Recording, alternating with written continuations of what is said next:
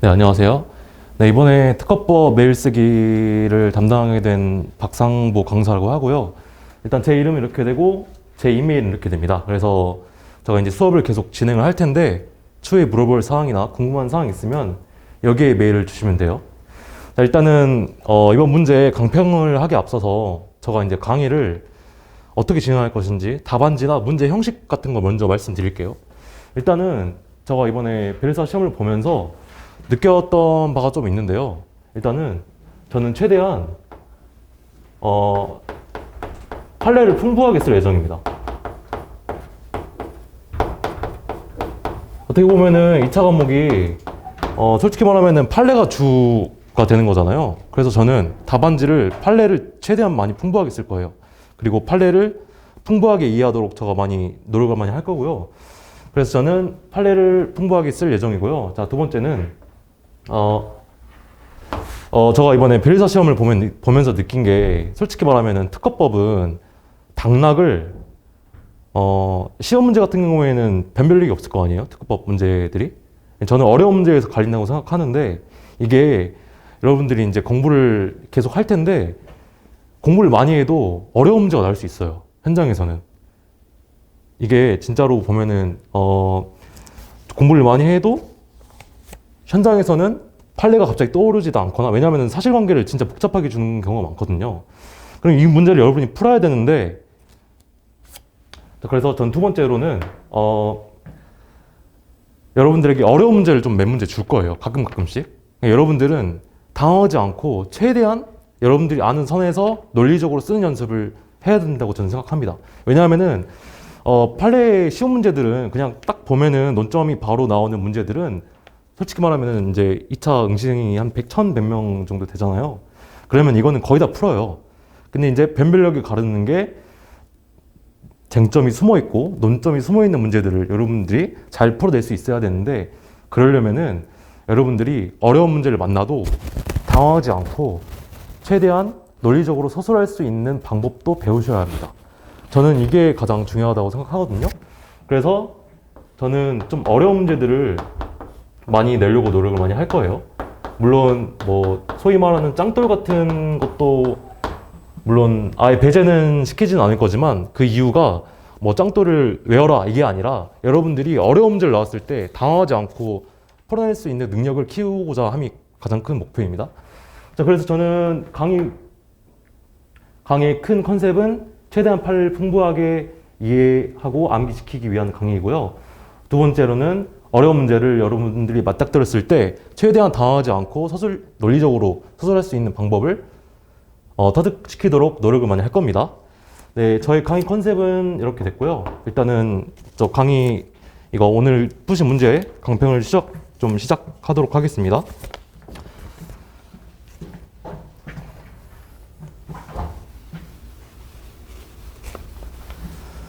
자, 1번 보시면 자, 1번 같은 문제는 이게 갈려요. 이게 여러분들이 저문 위치를 정확히 외우고 있었다면 쉽게 풀릴 텐데, 저문이 정리가 안 되면은 1번 같은 경우에는 진짜 시간이 오래 걸리거든요.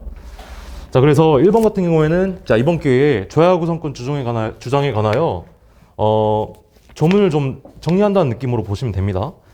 자, 그래서 자, 갑은 자, 그리고 지금 날짜가 여러 개가 많이 나왔잖아요. 자, 그러면은 이거는 여러분들이 직접 이렇게 그림을 그려서 문제를 푸셔야 돼요. 실제 시험에서 이렇게 해야 됩니다. 자, 갑이 있고, 자, 갑이, 자, 2014년 2월 8일 날 발명을 완성을 했대요. 자, 그 다음에 2014년 4월 8일 X를 완성을 했고, 그 다음에 이거를 출원을 했죠. 자, 미국에서 출원을 했죠. 미국에서 출원을 했습니다. 자, 그리고 자, 이거는 또 그림을 그릴 때 팁인데, 자, 이거 지금 현재 미국에서 갑이 어떻게 진행했는지를 저거 그렸잖아요.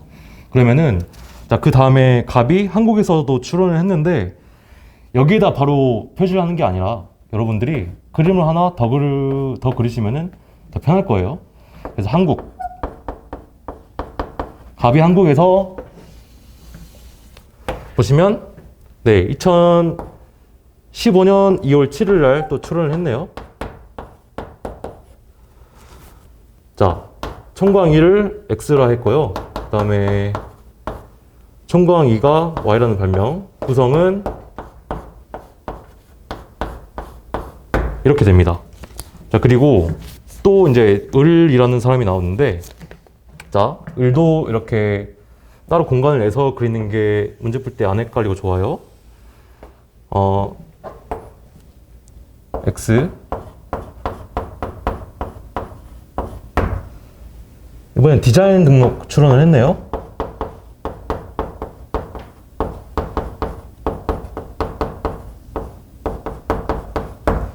(2014년 2월 10일) 자, 현재 사실관계는 지금 이렇게 되는 거고요. 자, 그 다음 1번. 자, 이 사건 우선권 주장의 적법성에 관하여 설명하시오. 자, 여러분들이 적법성이라고 하면은 크게 세 가지를 기억을 하셔야 되는데요. 오늘 그냥 입체적으로 다 외워버리세요. 자, 우선권 주장의 적법성. 첫 번째 뭐가 있어요? 주체적 요건이 있죠.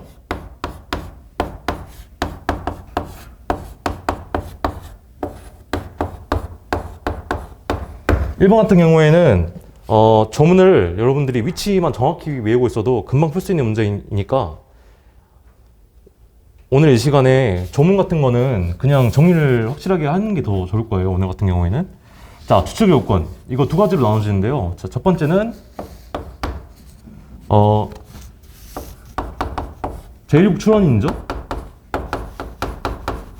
1국 출원인이거나 아니면은 그 승계인. 자, 이거 같은 경우에는 다 근거 조문이 있어요. 이거를 여러분이 외우셔야 되는데, 자, 이거는 특허법 54조에 있는 거죠. 54조 제1항 보면은 알 수 있는 내용이고요. 자, 그 다음에 우선권 주장 승계인 같은 경우에는 특허법에는 없고, 이거는 파리 조약이 있습니다. 4A, 네, 1이죠. 이거는 파리 조약이고요. 이거 같은 경우에는 파리 조약이니까 여러분들이 그 조문 위치를 좀 잘 외우셔야 돼요. 그쵸? 이거 같은 경우에는 조문 위치를 잘 외우면은 쉽게 풀 수 있는 문제입니다. 자, 그 다음에는 또 뭐가 있죠? 잠시만요. 오고.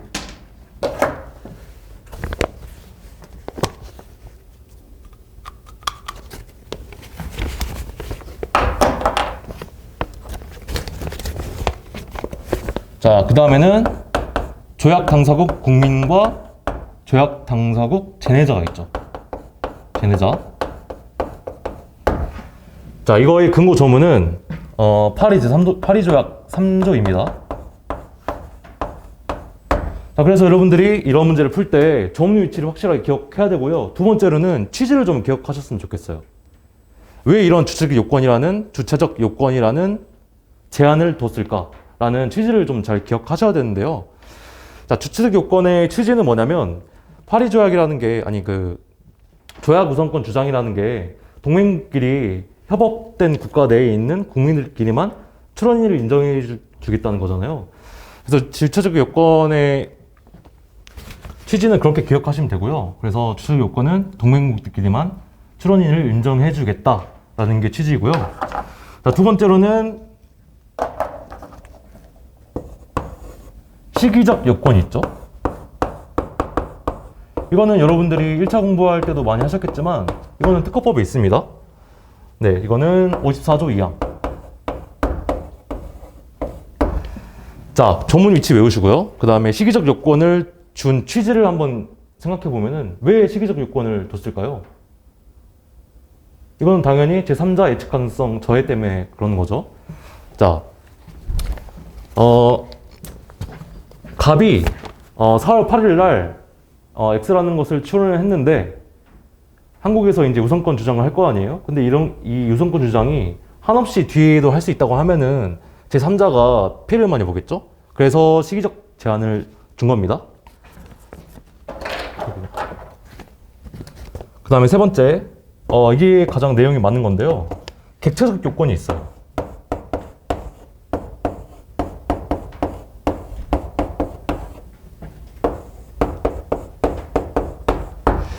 자, 객체적 요건이라고 하면 첫 번째는 저 기초 출원 있잖아요. 이 출원. 이 출원이 아무 출원이면 안 되고요. 특허나 또는 실용신한 출원이어야 됩니다. 다른 건 안 돼요. 그래서 다른 동맹국의 출원이 특허나 실용신한 출원이어야 됩니다. 자, 두 번째로는 여러분들이 1차 때 많이 들어봤던 단어일 텐데 정규성이라고 있죠. 정규성. 정규성과 최선성. 자, 이런 것들을 만족해야 됩니다. 자, 큰고 조문들은 특허 같은 경우에는 뭐야, 왜 그래? 잠시만요. 자, 기초 요건. 여기 있는 출원이 아무 출원이면 안 되고 특허나 실용신한 등록 출원이어야 되고요. 그 다음에 정규성과 최선성을 만족시켜야 됩니다. 각 조문들을 보면은 이거는 특허법에 있죠. 54조 2항이고요. 이거는 다 파리 조약에 있는 내용인데 정규성 같은 경우에는 4조 A의 2입니다. 답안지에 다 있으니까 여러분들은 그냥 보시면 될 것 같아요. 자, 이렇게 우선권 주장의 적법성에 관하여 논하시오라고 하면은 이 세 가지를 적어주시면 돼요. 주체적 요건, 시기적 요건, 객체적 요건. 그 다음에 각 조문들 위치 기억해 주시고요. 그 다음에 이거에 부과하여서 이러한 요건들과 제한들이 있는 그 취지까지 여러분들이 잘 기억해 주시면 좋겠어요. 그래서 여러분들이 답안지를 보시게 되면 자, 1번 논점 정리가 있죠. 자, 1번 같은 목차에는 뭐 다른 강사님들은 서라는 목차를 쓰기도 하고요. 문제의 요지라는 목차를 쓰기도 하는데요. 저는 논점 정리라는 목차로 쓰겠습니다. 자, 그래서 1번 논점 정리. 자, 조약 우선권 주장의 의의. 자, 2차 문제에서는 의의를 또 잘 쓰셔야 돼요. 왜냐하면은 교수님들이 처음에 볼 때 의의를 먼저 보기 때문에 의의를 좀 잘 써주셔야 됩니다. 자, 그래서 자, 조약 우선권 주장의 의의는 이렇게 되고요. 네, 의의는 이 이상의 국가에서 동시 출원이 부담되는 출원인의 이익을 위해 도입되었습니다. 이것을 여러분들이 잘 기억해서 우선권 주장 문제가 나왔을 때 이렇게 의의를 쓰시면 돼요. 자, 쭉 내려가서 주체적 요건, 시기적 요건, 객체적 요건에 대해서 각각 이렇게 써줬고요. 그 다음에 끝에 보면은 그 취지들이 있어요.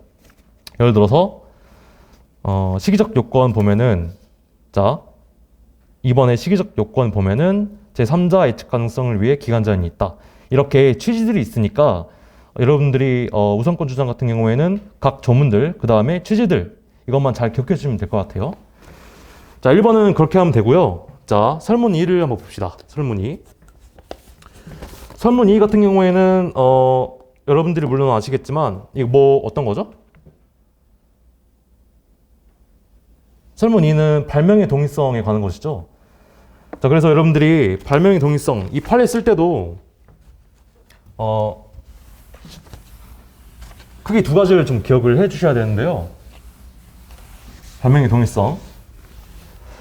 자, 바로 답안지 보시면 이게 발명의 동의성이라 해가지고 명시적 기재 또는 마찬가지 그거 있잖아요.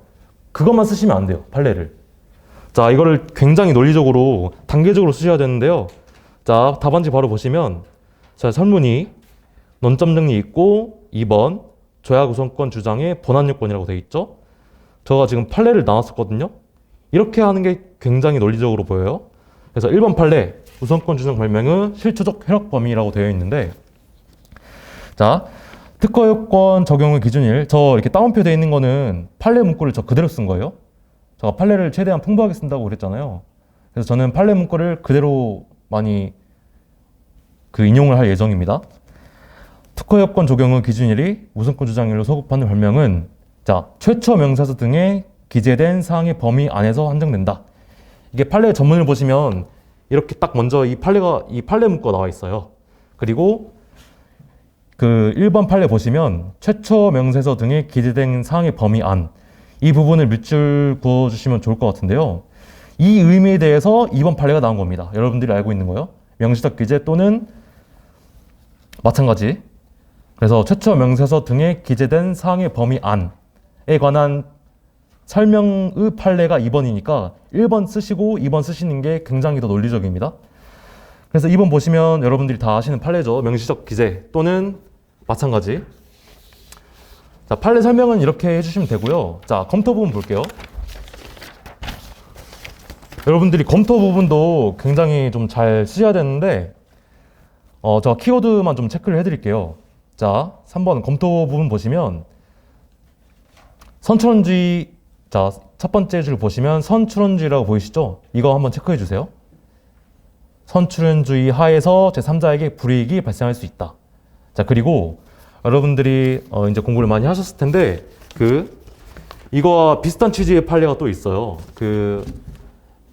명세서 보정할 때 신규사항 추가 금지 있잖아요. 이게 판례가 똑같거든요. 보시면 여러분들이 그 판례 찾아보시면은 판례 문구가 거의 비슷해요. 그것도 이제 명시적 기재 또는 마찬가지라는 판례가 나오거든요. 여러분들이 이거를 같이 이해하시면 돼요. 그래서 신규사항 추가 금지, 이 판례도 결국에는 선출원주의 하에서 제3자에게 불이익이 발생할 수 없게 하는 게 그 취지거든요, 판례의. 그래서 여러분들이 같이 외우시면 됩니다. 그래서 검토 부분 보면은 선출원주의 하에서 3자에게 불이익 금지가 이 판례의 취지이고요. 그 다음에 같은 내용의 판례가 신규사항 추가 금지, 이 부분도 판례 문구가 비슷하니까 같이 함께 외우시면 좋습니다. 자, 그래서 사안의 해결 보시면, 자, 발명 X의 경우 보시면 일단은 발명 X의 경우에는요, A 플러스 B 그대로 쓰이니까 명시적 기재 이 부분에 해당되겠죠. 자, 그 다음에 이제 Y가 문제일 텐데 A 플러스 B 플러스 C가 있죠. 이 C가 문제죠. C가 일단은 명시적으로 기재되어 있지 않잖아요. 그래서 이 C가 마찬가지로 이해할 수 있냐 없냐가 중요한데, 여러분들은 지금 현재 이 C가 이 문제 사항으로 봐서는 그러니까 마찬가지로 이해할 수 있는 상황인지 아닌지가 몰라요, 여러분들이 상황인지를. 그래서 이런 문제는 여러분들이 가정적으로 써주셔야 돼요. C가 만약에 명시적으로 마찬가지로 이해할 수 있는 상황이면은 만족하는 거고요, 조건을. C가 마찬가지로 이해할 수 없는 상황이면은 요건을 만족시키지 않는 것이죠. 그래서 여러분들 이거는 최대한 가정적으로 많이 써주셔야 됩니다. 자, 그래서 2번 같은 경우에는 다시 한번 정리하자면 판례를 분설하셔야 됩니다. 최대한 논리적으로 쓸 수 있게끔 판례를 분설하고, 그 다음에 검토 부분 같은 경우에는 선출원주의, 그 다음에 3자 불이익, 그 다음에 신규사항 추가 금지, 이렇게 이해하시면 될 것 같습니다. 자, 그 다음에 선문 3. 자, 선문 3과 4는 제가 변호사 문제에서 좀 가져온 문제인데요. 좀 결합을 시켜봤어요. 자, 이 보시면 을이 있죠, 을이 있는데 을이 여기서 디자인 등록 출원을 먼저 해버린 겁니다. 자, 갑이 일단은 우선권 주장을 했으니까 만약에 조건을 만족시켰다면 이때가 우선일로 인정됐을 텐데 우선일보다 빨리 얘가 디자인 등록 출원을 먼저 해버렸어요.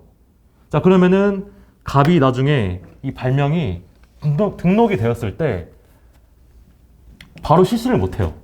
자, 왜냐면은 이 을이라는 사람이 먼저 디자인 등록 출원을 했기 때문에 갑이라는 사람이 물론 대한민국에서 등록을 받았어도 자, 을에게 허락을 받아야 되죠. 이거 특허법 근거조문 아시죠? 98조 얘기입니다. 그래서 여러분들이 이거는 조문 얘기니까 이거는 그냥 조문 암기니까 이거 같은 경우에는 한번 이런 문제도 있구나 보셨으면 되고요. 자, 3번은 그렇게 해서 98조에 대한 내용입니다. 3번은. 그래서 3번 답안지 바로 보시면 법령의 태도 98조에 대한 얘기고요. 3번은. 그 다음에 허락을 안 하면은 강제 실시권도 특허 심판에 청구할 수 있죠. 이거는 조문 문제였고요. 자, 검토 부분 보시면은, 자, 98조에 대해서 풍부하게 설명을 해놓은 내용인데요. 자, 이거는 여러분들이 한번 읽어보셨으면 좋겠어요. 이거는 98조의 의의를 설명한 부분입니다. 여러분들이 보면은 이해가 충분히 가실 거예요. 자, 그 다음에 이제 4번이 문제인데요. 설문 4번. 4번 같은 경우에는 처음 보셨으면은 굉장히 좀 당황하실 수 있는 문제입니다. 4번이 뭐냐면, 이거는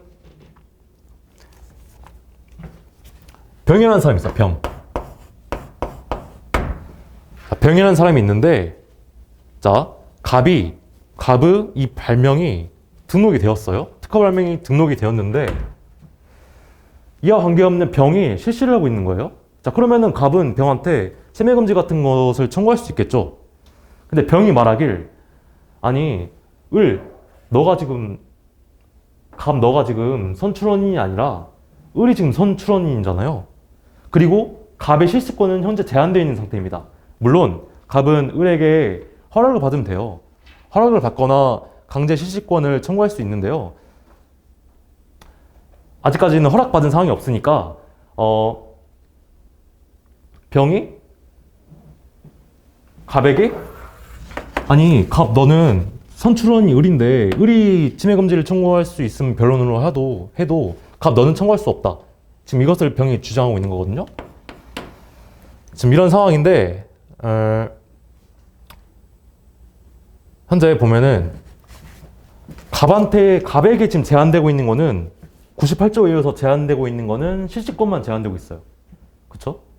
98조는 실시권만 제한하는 거지 배타권은 제한하지 않고 있거든요. 그래서 여러분들은 이 문제도 굉장히 생소했을 텐데, 98조 같은 경우에는 실시권만 제한하는 문제이고 배타권은 제한하는 규정이 아니다. 이렇게 결론을 좀 완결해 줬으면 좋겠어요. 98조. 그러니까 98조 같은 경우에는 갑이 을에게 허락을 받아야 실시를 할 수 있는 거고, 즉 실시권은 제한은 되지만 배타권, 즉 병에게 치매금지 청구를 할 수 있는 것은 제한되지 않는다는 겁니다. 98조에 의해서는요. 그래서 98조 같은 경우에는 실시권은 제한이 되지만 배타권은 제한하지 않는 조문이구나. 이렇게 결론을 좀 아셨으면 좋겠어요.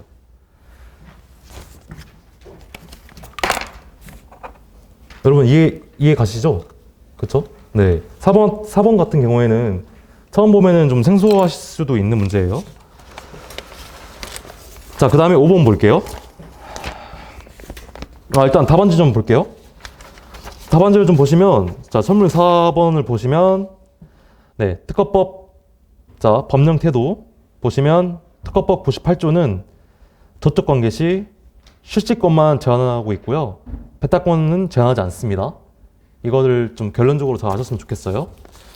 자, 그 다음 5번 문제.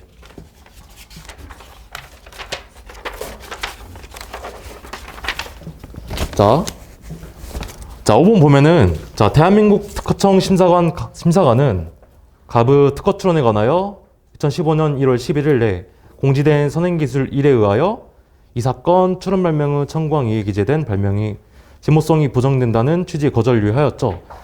자, 여러분들 혹시 5번 문제 보시면 2015년 1월 11일에 공지된 선행기술 1에 의하여 이 문장이 있잖아요. 이 뒤에 슬래시하고 우선권 주장에 관한 언급 없이 라는 말 좀 삽입해 줄 수 있나요? 네. 1에 의하여 슬래시하고 우선권 주장에 관한 언급 없이. 사실 제가 이 우선권 주장에 관한 언급 없이 말을 넣을 수도 있는데 일부러 뺐어요. 왜냐면은 실제 판례 사안이 이 문구가 없었거든요. 우선권 주장에 관한 언급 없이. 이 말이 없었어요. 이 말이 없어도 여러분들은 이 논점을 뽑을 수 있어야 돼요. 그래서 제가 일부러 뺐거든요. 자, 우선권 주장에 관한 언급 없이 이 단어만 넣었어도 논점 찾기가 굉장히 쉬울 텐데, 이 단어가 이 문장이 안 들어감으로써 조금 논점 뽑는데 어려움이 있었을 수도 있어요. 자, 그래서 자, 이 문제는 뭐죠? 이 문제는 그거죠. 거절 결정. 심사관이 거절 결정을 내려야 되는데 출원인에게 통지한 거절 이유로만 거절 결정을 낼 수 있다. 이 판례에 가는 거죠. 그래서 이거는 취지가 당연히 출원인의 절차권 보호이죠. 출원인의 절차권을 보호하기 위해서는 거절 결정을 내리기 전에는 출원인에게 거절 이유를 미리 통지해야 되는데, 근데 중요한 게 이거예요.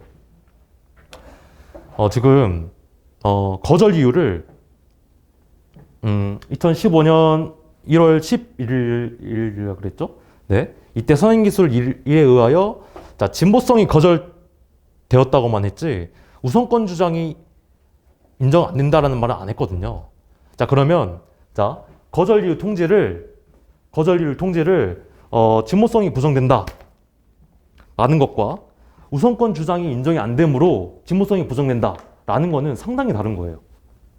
자, 왜냐하면은 출원인 입장에서는 그냥 심사관이 나에게 이거 거절 이유, 이거 진보성 부정된다 라고 하면은 저는 그 발명을 좀 더 레인지를 좁히거나 그럴 것 같아요. 저 입장에서는. 그러니까 저가 할 수 있는 조치가.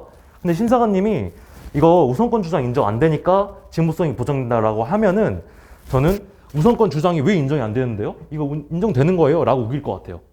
그러니까 출원인 입장에서는 그 거절 이유에 대응할 수 있는 방안이 엄청 많이 달라져요. 그냥 진보성이 부정된다 라는 말을 하는 것과 우선권 주장이 인정이 안 되므로 진보성이 부정된다 라고 하면은 출원인 입장에서는 대응 방안이 달라져요. 그쵸? 그래서 거절 결정을 할 때는 심사관이 진보성이 부정된다 라는 말만 할 것이 아니라 우선권 주장이 인정되지 않으므로 진보성이 부정된다 이렇게 했었어야 되는 거죠. 자, 그래서 5번은 그런 문제입니다. 자, 그래서 5번 답안지를 보시면 1번 논점 정리가 있고 2번 자, 여러분들이 의 취지 같은 것도 잘 쓰셔야 되는데요. 자, 거절 이유 통지 의 당연히 출원인 절차권 보호죠. 자, 여러분들은 이 부분을 한번 읽어보시고 암기를 해주시면 좋을 것 같고요. 그래서 3번 판례가 쭉 있죠. 그래서 우선권 주장이 인정되지 아니한다는 취지, 즉 진보성이 부정된다라는 말만 하면 안 되고 우선권 주장이 불인정되므로 진보성이 부정된다라는 말을 같이 해줬어야 했다는 거죠. 왜냐하면은 출원인 입장에서는 대응 방안이 굉장히 달라지기 때문이에요. 진보성만 부정된다 이 말과 우선권 주장이 인정이 안 되므로 진보성이 부정된다 이 말을 거절 이유 받았을 때 대응 방안이 굉장히 달라지기 때문에 그 거절 이유에서도 우선권 주장이 인정되지 않는다는 것을 통지해 줬어야 됐다는 거죠. 이 판례의 핵심입니다. 자, 그래서 사안 해결을 보시면 되고요. 자, 문제 1번은 이렇게 끝났습니다. 네. 문제 1번은 이렇게 됐고요. 그래서 문제 1번은 가장 중요한 게 조문의 위치 확실히 외워주시고요. 그 다음에 그 주체적 요건, 시기적 요건, 객체적 요건이 있는데 각 요건이 있는 취지 그 두 가지만 기억하시면 되고요. 그러면은 이러한 문제가 나왔을 때 여러분들은 당황하지 않고 빨리 푸실 수 있어요. 네, 그렇게 1번은 여기서 마무리 짓도록 하고요. 네, 이거 칠판 주었다가 2번 설명하도록 하겠습니다.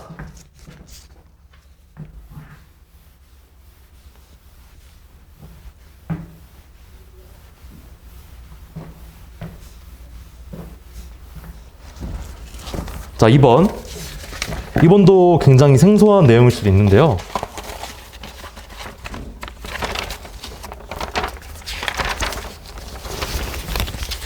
자, 볼게요.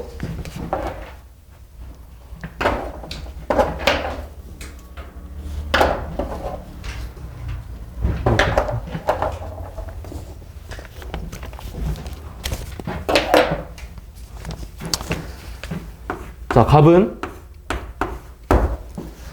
마찰 교반 용접기에 관한 특허발명 X 그 특허권자이다.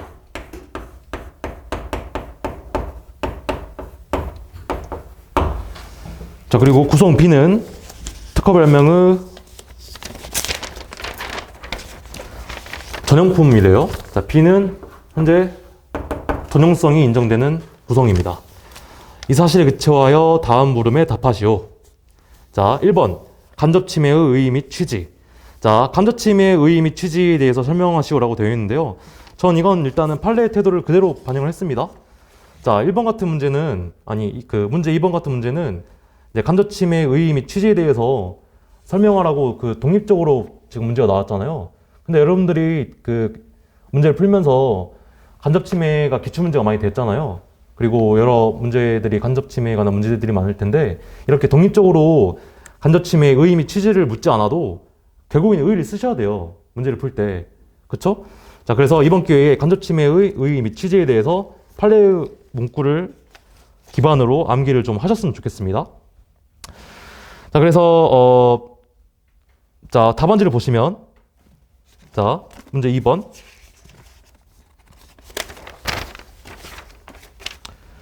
자, 설문 1번. 간접 침해의 의의. 그리고 간접 침해에 관한 취지에 관한 판례 쭉 있죠. 그래서 가장 중요한 게 특허권 침해에 대한 권리구조의 실효성. 특허권자의 실효적 보호를 위해서 간접 침해가 인정되죠. 이 부분은 판례 문구를 좀 정확히 좀 암기하셨으면 좋겠습니다. 왜냐하면은 간접 침해에 관한 문제가 나왔을 때 의의를 무조건 쓰셔야 되거든요. 그래서 의의 쓰실 때 의의라는 목차에 이 판례를 그대로 박으시면 돼요. 자, 본격적으로 문제를 한번 풀어볼게요. 자, 을이라는 사람이 있어요. 자, 을이라는 사람이 있었는데 이 사람이 B만 실시했으면은 간접 침해라는 것에 이견이 없을 텐데 B에다가 D라는 구성을 추가해서 실시한 거예요. 자, 그러면 이 상황에서 여전히 간접 침해가 인정될 수 있느냐가 지금 문제잖아요. 자, 3번 같은 것도 마찬가지 문제인데 자, 볼게요. 자, 전형성이 인정되는 B라는 구성에 D를 추가해도 여전히 간접 침해가 인정될 것인가? 이 문제인데 저는 이것을 처음에 공부할 때 굉장히 헷갈리고 좀 어려웠는데 좀 다방면으로 설명을 드릴게요. 자, 첫 번째 이해 방법. 자, B는 현재 여전히 전형성이 있어요. D라는 구성을 부과했지만 여전히 전형성이 있을 거 아니에요? 생각해 보시면은 어떤 뭐 예를 들어서 프린터가 있는데 부품 A가 있었는데 그 부품 A가 프린터의 전용품이에요. 예를 들어서.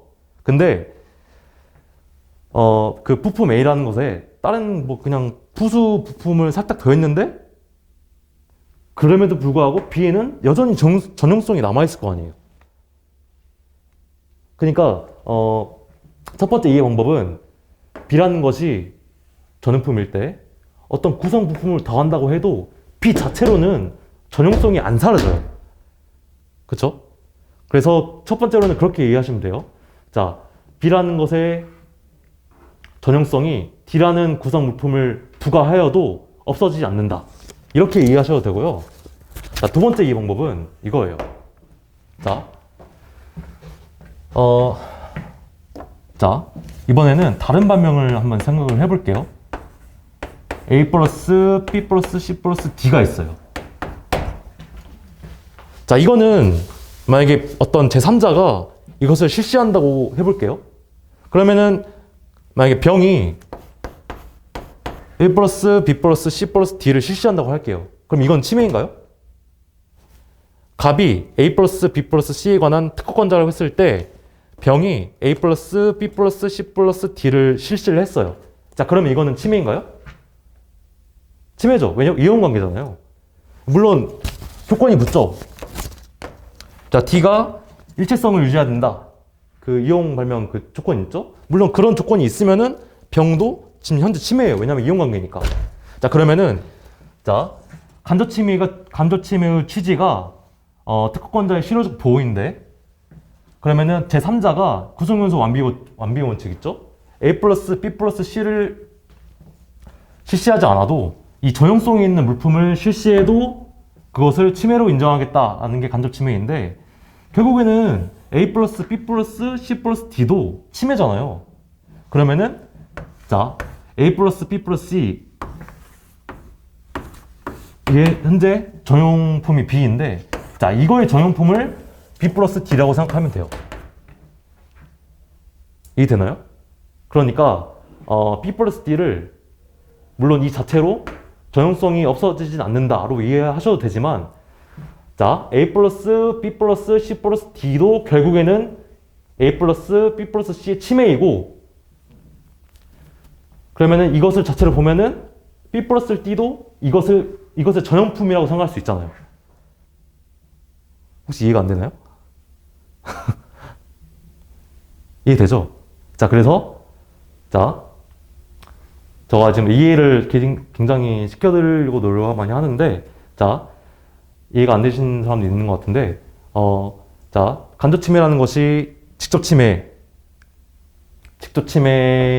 아니더라도 특허권자의 실효적 보호를 위해서 전용품만 실시해도 침해를 인정하겠다는 게 취지인데, 그 특허 발명을 이것에 한정하지 말고 이것을 이용하는 것, 이것을 특허 발명을 이용하는 것도 결국에는 침해잖아요. 그러면은 이 침해 물품의 전용품이 B 플러스 D라고 생각하셔도 된다 그 말이죠. 네. 그 다음에 마지막으로 세 번째 이 방법. 자, 간접 침해라는 것이 특허권자의 실효적 보호를 위해 인정된 취지인데, 그냥 다른 구성 요소를 임의로 부과한다고 해서 간접 침해를 부정해버리면은 간접 침해가 인정되는 이유가 없겠죠. 자, 변리사라는 직업이 그 새치허라고 해서 말빨이 굉장히 좋으신 분들이 많잖아요. 만약에 이렇게 간접 침해를 부정할 수 있다고 하면은 진짜 전부 다 부정할 수 있을 거예요. 그쵸? 그래서 자, 전용품의 어떤 구성을 더한다고 해서 간접 침해가 부정돼 버리면은 간접 침해가 인정될 수도 없을 거예요, 아마. 그쵸? 그래서 첫 번째 이 방법. 다시 한번 정리해 드리자면, 첫 번째 이 방법. 자, B라는 전용품에 어떤 구성 요소를 더해도 B라는 이 전용품의 전용성은 사라지지 않는다. 이렇게 이해를 하셔도 되고요. 자, A 플러스 B 플러스 C 플러스 D도 어떻게 보면 침해를 구성하는 특허 발명일 텐데 이것은 전용품이다. 이렇게 이해를 하셔도 되고요. 아니면은 전용품에 일부 구성 요소를 더해서 실시한다고 해서 간접 침해를 부정일거리면은 간접 침해가 인정될 필요가 없다는 거죠. 왜냐면은 구성 요소를 더해서 실시한다고 해서 간접 침해를 부정할 수 있다고 하면은 간접 침해를 인정할 필요가 없는 거죠. 진짜 쉽게 이거 회피가 가능하기 때문에. 자, 그래서 여러분들이 이거를 제가 최대한 이해를 시켜드리려고 노력을 많이 했는데요. 이제 결론적으로는 이 판례만 외우시면 돼요. 자, 보시면은 자, 간접 침해 이거 이용관계에 관한 판례가 있는데 판례가 지금 두 가지가 있거든요. 보시면 감광 카트리지에 대한 판례가 있어요. 자, 이거 보시면 자, 감광 카트리지가 이 사건 특허 발명의 물건의 생산에만 사용되는 이상, 자, 이게 전용품이란 말이죠. 이 전용품에 개선된 패턴 회수통을 결합한 것이라고 하더라도 이와 같은 간접 침해 성립에는 아무런 지장이 없다라는 판례가 있어요. 이 판례 여러분들이 기억해 주시면 돼요. 결론적으로는. 자, 그리고 대법원 판례 이거 말고도 이제 서울지방법원 판례가 있거든요. 아래 보시면은 2번 이 사안은 그 방법을 실시에만 사용하는 물건 그거에 관한 판례인데 보시면은 그 판례본을 보시면은 2011 가합 39552라고 되어 있는데 이게 서울지방법원 판례예요. 그래서 이 판례 문구 잘 보시면 자, 전용품 자체에서 다른 용도가 생겨난 것이 아니라 단순히 새롭게 부과한 다른 구성 요소로 인하여 다른 용도가 생겨났을 뿐. 자, 아까 저가 첫 번째 이해 방법이죠. 전용품을 구성하는 부분 자체로는 여전히 다른 용도가 없는 경우를 한다면. 아까 저가 첫 번째 이해 방법을 이 판례를 기반으로 설명드렸는데요. 자, 다시 한번 읽어보면은 전용품을 구성하는 부분 자체로는 여전히 다른 용도가 없는 경우를 한다면 이 같은 전용품의 다른 구성 요소를 부과해도 간접 침해에 해당한다. 라는 게 두 번째 판례입니다. 그래서 여러분들은 판례 두 개를 외우시면 돼요. 자, 그리고 뭐 이런 문제도 나올 수 있나? 라고 생각을 가지시겠지만 이게 54에 이미 기출됐거든요. 그래서 여러분들이 이런 판례도 빠지심 없이 외우시면 될 것 같습니다. 자, 그리고 또 이 부분은 검토 부분을 잘 쓰셔야 되는데요. 자, 1번 간접 침해 취지. 자, 간접 침해 문제가 나오면 검토를 항상 취지랑 연결시켜주면 돼요. 그리고 그 검토 2번 같은 경우에는 제가 여러분들에게 이해할 수 있는 세 번째 방법. 부과된 구성 요소에 의해서 다른 용도가 창출된다고 해서 간접 침해가 아니라고 본다면 간접 침해를 쉽게 회피할 수 있겠죠. 그래서 검토를 이런 식으로 써주시면 됩니다. 자, 그래서 사안 해결도 뭐 그렇게 쭉 써주시면 되고요. 자, 다음 3번 볼게요. 마지막 문제. 자, 3번 같은 경우에는 이번에는 어떤 경우냐면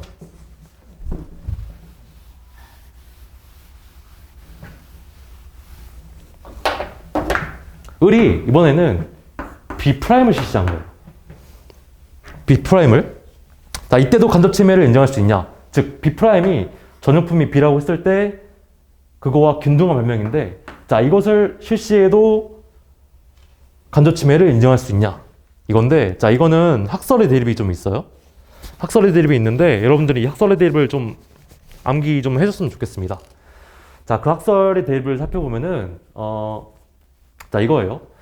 자, 여러분들이, 구성요소 완비 원칙 있잖아요.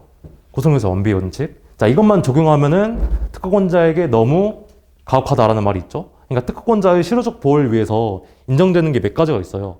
자, 그 첫 번째가 여러분들이 아는 거 간접 침해죠.